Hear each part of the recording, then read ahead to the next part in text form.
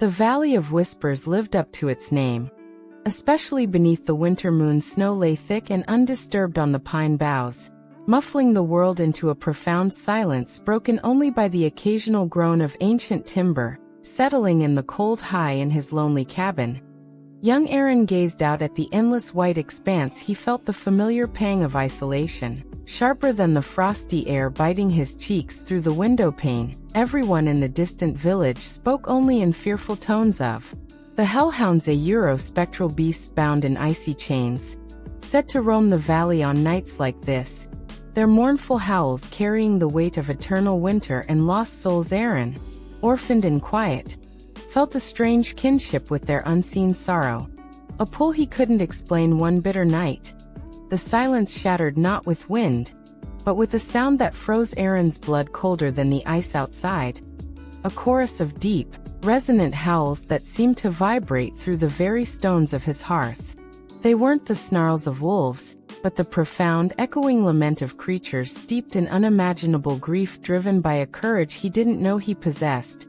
Arin wrapped himself in furs, lit a sturdy lantern, and stepped into the blinding whiteness. The mournful cries guided him, pulling him deeper into the ancient forest where moonlight struggled to penetrate the snow-laden canopy. Fear was a cold stone in his stomach, yet beneath it surged an insistent need to understand the source of such profound sadness. He found them in a moonlit clearing, three immense hounds, their fur the color of tarnished silver and shadows, stood trembling. Their eyes glowed not with menace, but with a pale, sorrowful light, like trapped starlight. Thick chains of black ice, cruel and jagged, bound their powerful necks, digging into their fur and radiating a palpable chill that made Arin's breath plume thickly. Even yards away, they didn't snarl or lunge. They simply watched him, their massive heads bowed low, their mournful eyes filled with a silent, pleading despair that spoke of centuries of loneliness and cold. The chains clinked softly,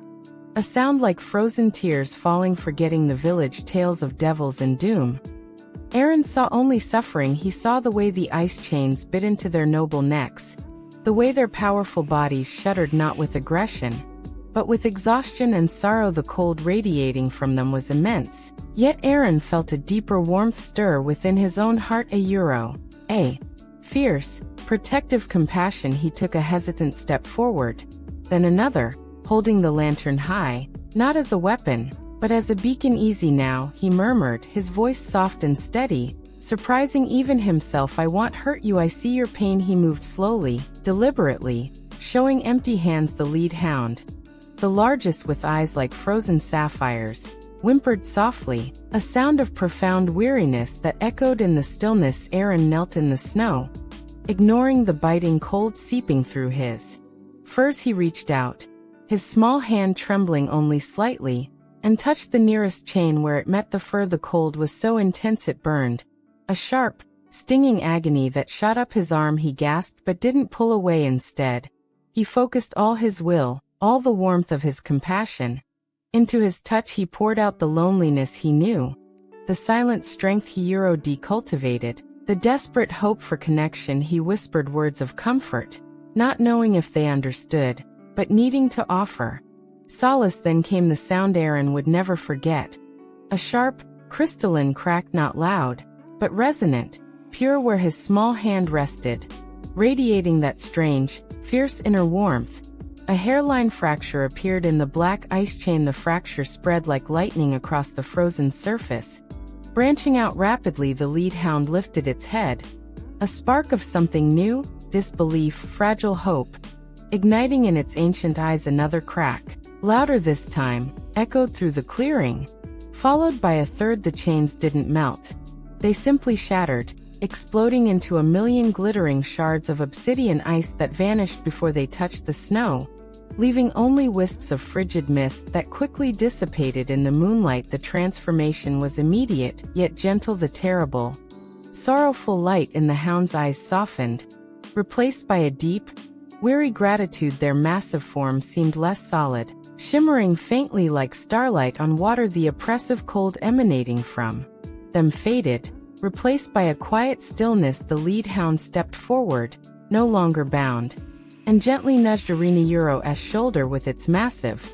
now warm muzzle. It was a touch filled with profound thanks, a silent acknowledgement of the boy who dared to offer warmth in a world of ice. Then, together, the three hounds turned, moving with a new, silent grace. They walked towards the edge of the clearing, their forms growing fainter, dissolving like mist into the moonbeams and shadows beneath the pines, leaving Arin alone in the suddenly peaceful silence. Arin stood shivering, not from cold now, but from the overwhelming magnitude of what had happened. His hand still tingled where it had touched the chain. The oppressive dread that always hung over the valley felt a lighter. He looked up at the sky.